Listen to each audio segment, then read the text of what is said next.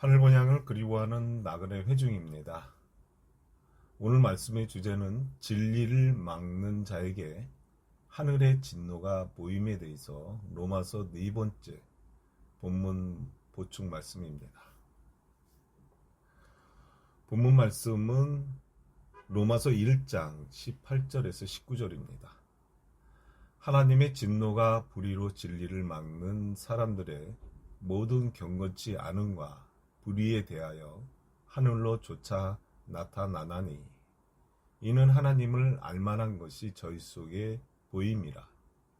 하나님께서 이를 저희에게 보이셨느니라고 했습니다. 구약 차원의 주역은 육체에 상관된 것이 율법이고 신약은 심령이 주역임으로써 성경에서는 두 계명인 율법과 복음의 말씀을 분별해야 성경 말씀이 올바르게 해석을 할 수 있습니다. 구약에서는 나라의 재앙과 전쟁이 올 때 백성들에게 하나님의 진노가 내리는 것이고, 신약에서는 심령, 즉 우리 믿음 안에 하늘의 진노가 내릴 때는 육과 영 사이에서 일어나는 심령의 전쟁과 복음의 기근으로 하나님의 진노가 내리는 것입니다. 우리의 믿음의 목적은 영생입니다. 한마디로 하늘 마음을 소유하기 위해서는 그 믿음 속에서 육적인 겉사랑과 영적인 참 나의 속사랑과 심령의 전쟁인 것입니다. 이 말씀은 갈라디아서 5장 17절에 있으니 참조 바랍니다. 육체의 소욕을 지배하고 다스리는 율법 정신이 육신의 본능을 지키면 지킬수록 교만심, 시기심, 질투심 등이 살아날 때 하나님의 진노가 내리는 것입니다. 로마서 4장 14절에서 15절 말씀에 보면 만일 율법에 속한 자들이 후사이면 믿음은 헛것이 되고 약속은 폐하였느니라. 율법은 진노를 이루게 하나니 율법이 없는 곳에는 범함도 없느니라고 하였습니다. 여기 율법에 속한 후사이면 믿음은 헛것이라는 것은 한마디로 복음을 받아들이지 못한 믿음이라는 것입니다. 인간의 본능 자체를 지키기 위해서는 옛 계명으로 율법이 주어진 것이고, 하늘 마음을 지키기 위해 예수님의 그리스도의 본능을 우리 믿음 속에 보존하고 지키고 성령으로 거듭나게 하기 위해서 주어진 것이 새 계명, 곧 예수님의 말씀이 바로 복음입니다. 그러니까 율법은 인간의 윤리 도덕인데, 인간의 윤리 도덕을 벗어나기 때문에 율법을 주신 것입니다. 율법의 본능이 스스로 지켜짐으로써 육과 영을 분별할 수 있을 때 하나님의 본능을 받아들일 수가 있는 것입니다. 본문 말씀에 불의에 대하여 하늘로 조차 나타나니라는 하나님의 진노가 교만한 마음, 시기 질투하는 마음, 그 본능 자체가 한 영으로 상징을 할 때 이 복음을 받지 아니하고 거절하는 사람들에게 복음에 대해서 인간의 육적 본능의 간팍한 마음이 하늘로부터 그들에게 진노가 임한다는 말입니다. 자기 속에서 전혀 자신조차도 모르는 사이에 육적 본능에 사로잡힌 상태를 말할 때 불의로 진리를 가로막는 사람들에게 하늘 진노가 나타나는 것입니다. 골로새서 3장 5절에서 6절에 보면 그러므로 땅의 지체를 죽이라. 곧 음란과 부정과 사욕과 악한 정욕과 탄심이니 탄심은 우상 숭배니라. 이것들을 인하여 하나님의 진노가 임하느니라고 하였습니다. 여기 땅에 있는 지체를 죽이라는 뜻은 무엇을 말하는 것입니까? 영적으로 말한다면 육적인 지체는 육의 본능과 육적인 마음과 정신의 생각을 죽이라. 이것들을 인하여 하나님의 진노가 임한다는 말씀입니다.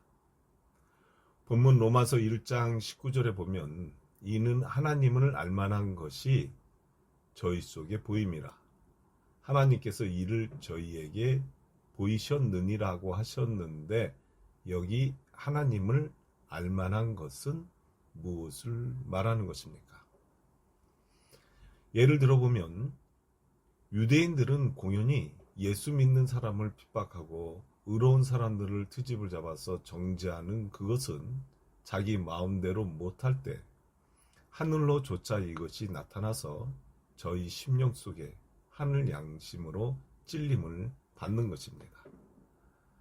그러니까 하나님의 알만한 것이 저희 속에 보이고 자기의 것이 약해지니까 인간의 시기와 질투로 예수님을 죽이려고 한 것처럼 저희가 그렇게 예수님을 핍박한 것입니다. 육신의 예수께서 고난과 핍박으로 돌아가신 후에 우리 믿음 속에 보혜사 성령으로 곧 복음으로 되돌아오는 것은 땅의 지체인 소욕을 스스로 버리고 다스릴 때 하늘 마음의 평안이 임하는 것입니다. 그러면 땅의 지체가 죽지 못할 때 어떤 모습인지 가인의 사건으로 살펴보겠습니다. 창세기 4장 9절에서 11절입니다. 여호와께서 가인에게 이르시되 네 아우 아벨이 어디 있느냐? 그가 가로되 내가 알지 못하나이다. 내가 내 아우를 지키는 자이니까? 가라사대 네가 무엇을 하였느냐? 네 아우의 핏소리가 땅에서부터 내게 호소하느니라. 땅이 그 입을 벌려 네 손에서부터 네 아우의 피를 받았음즉 네가 땅에서 저주를 받으리니라고 했습니다. 여기 가인이 아우가 어디 있는지 알지 못한다는 말은 그는 당연히 알 수가 없는 것입니다. 땅의 마음이 죽지 못한 가인의 마음이 하늘 마음을 알 수가 없는 것처럼 아벨이 어디 있는지 내가 어떻게 압니까? 내가 내 아우를 지키는 자니까 내가 아무리 땅에서 살고자 해도 그놈의 자식은 꼭 죽어서 하늘 날아간다고 하는데 내가 어떻게 합니까? 라는 말입니다.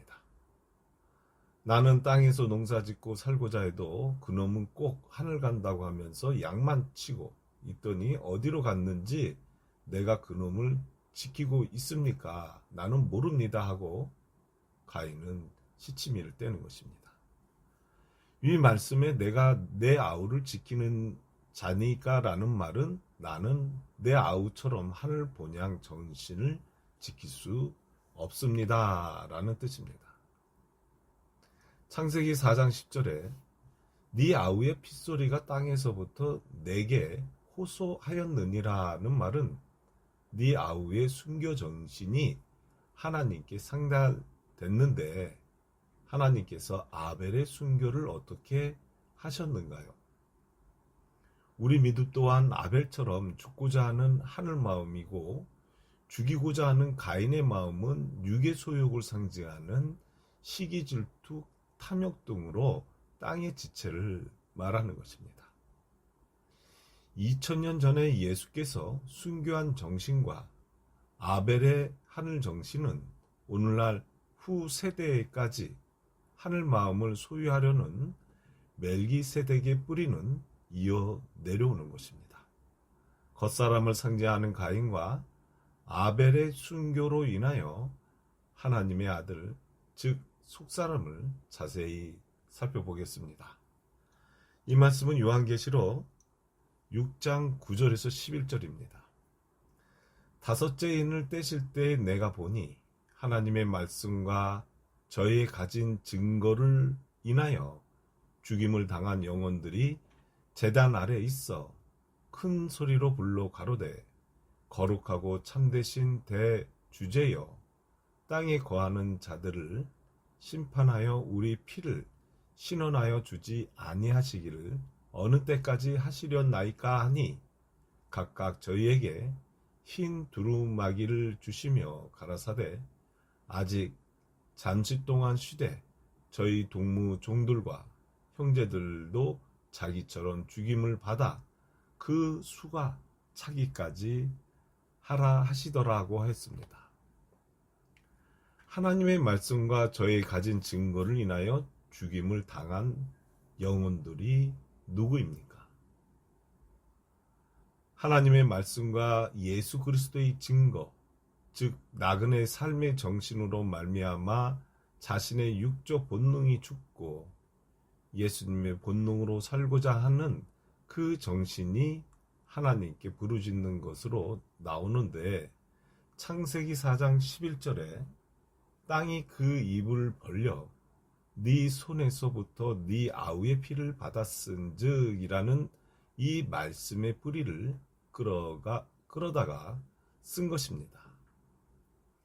이스라엘 백성을 지배하고 다스리는 유대인들을 땅이라고 예수님을 하늘이라고 하는데 아벨이 바로 예수 그리스도의 표상이고 육적 소유욕의 땅의 지체들은 시기하고 질투로 말미암아 예수님을 형주에 못 박게 함으로써 그 하늘 정신의 핏소리, 즉 복음이 우리와 우리 자손에게 믿게 함으로써 오늘날 영적 이스라엘 백성이 복음의 말씀을 받아들이는 것입니다.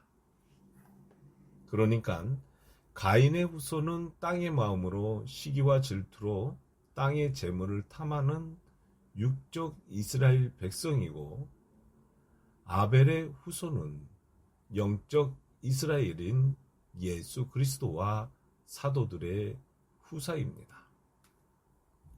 하나님 앞에 상달된 아벨의 핏소리, 곧 순교 정신을 듣지 못하는 육적 이스라엘 백성에게 하나님의 진노가 불의로 진리를 막는 사람들의 모든 경건치 않음과 불의에 대하여 하늘로 쫓아 나타남으로써 하나님의 아들과 또 아들의 소원에 의한 계시를 받을 수 없는 것입니다.